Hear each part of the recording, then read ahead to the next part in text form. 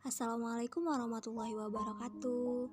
Hai semua, perkenalkan saya Ika Novita Fitriani dari Prodi Bimbingan Penyuluhan Islam C, Fakultas Dakwah dan Komunikasi.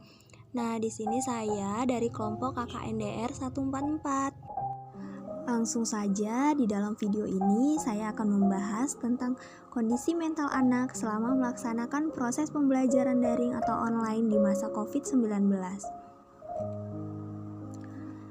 Sejak akhir tahun 2019 hingga pertengahan tahun 2020, kita semua digemparkan dengan adanya virus COVID-19 atau yang sering disebut dengan virus corona. Coronavirus ini jenis baru yang ditemukan pada manusia sejak kejadian luar biasa dan muncul di Wuhan, Cina pada Desember 2019 lalu. Seperti yang kita ketahui bahwa virus corona adalah penyakit menular dan dapat menyebabkan infeksi pada pernapasan. Penyebaran virus ini terjadi dari satu manusia melalui percikan cairan yang berasal dari saluran pernafasan dan mulut, seperti butiran yang keluar saat batuk maupun bersin. Infeksi virus ini juga dapat menunjukkan gejala seperti demam, batuk, nyeri tenggorokan, dan pilek. Dan parahnya infeksi virus ini dapat berakibat fatal. Virus corona ini dapat menyerang siapa saja, baik bayi, anak-anak, orang dewasa, ibu hamil, ibu menyusui, bahkan pada lansia, lanjut usia.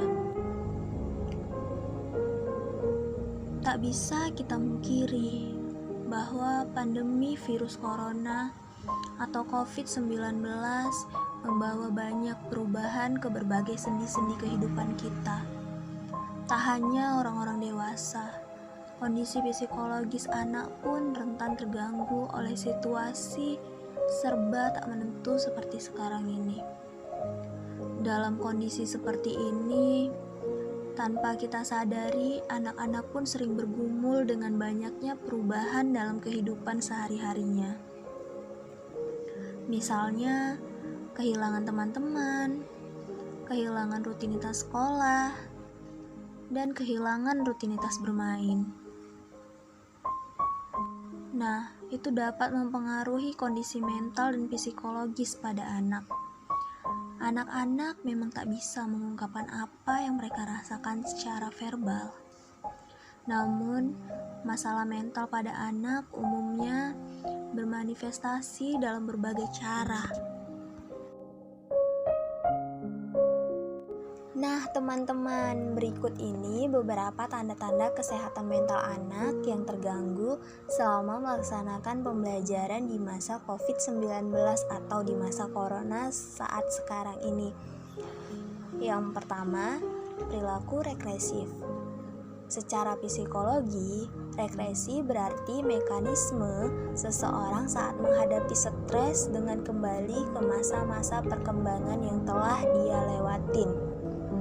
Dalam kondisi ini, seseorang umumnya akan berperilaku tak sesuai dengan usianya. Perilaku yang tak sesuai dengan usianya itu misal seperti menghisap jempol atau lainnya. Yang kedua, perubahan nafsu makan. Perubahan pola makan kerap menjadi tanda bahwa ada sesuatu yang tidak beres, termasuk pada anak. Seorang anak umumnya menunjukkan nafsu makan yang meningkat atau menurun pada periode stres. Nah, di sini orang tua harus mengawasi perubahan kebiasaan makan anak. Tanda ini kerap terlihat pada anak-anak di usia tanggung. Lalu, yang ketiga, masalah tidur. Selain nafsu makan, pola tidur juga kerap menjadi tanda sebuah masalah. Orang tua disarankan untuk memperhatikan kebiasaan tidur anak. Apakah anak tidur sepanjang malam atau justru mengalami insomnia atau susah tidur? Gangguan tidur umumnya terjadi pada masa sulit. Anak bisa saja mengalami susah tidur, mimpi buruk, terbangun di malam hari, atau ketidakteraturan lainnya.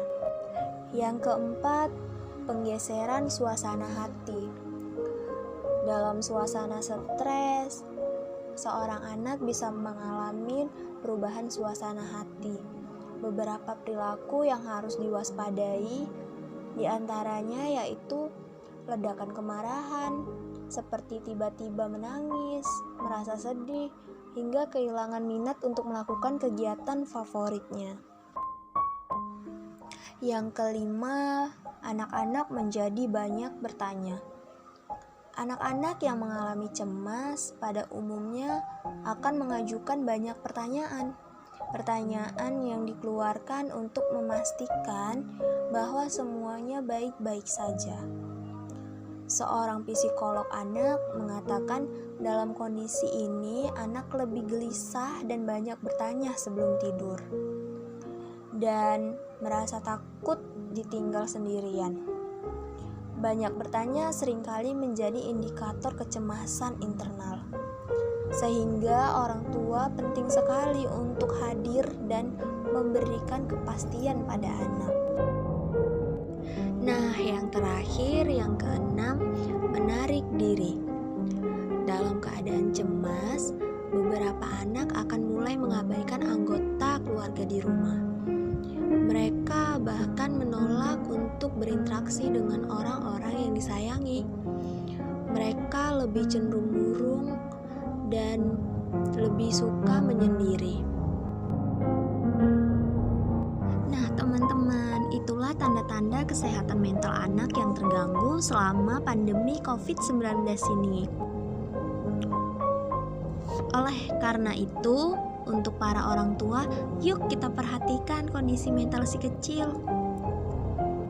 Demikianlah video saya ini, lebih dan kurang saya mohon maaf. Terima kasih. Dan semoga video ini dapat bermanfaat untuk kita semua.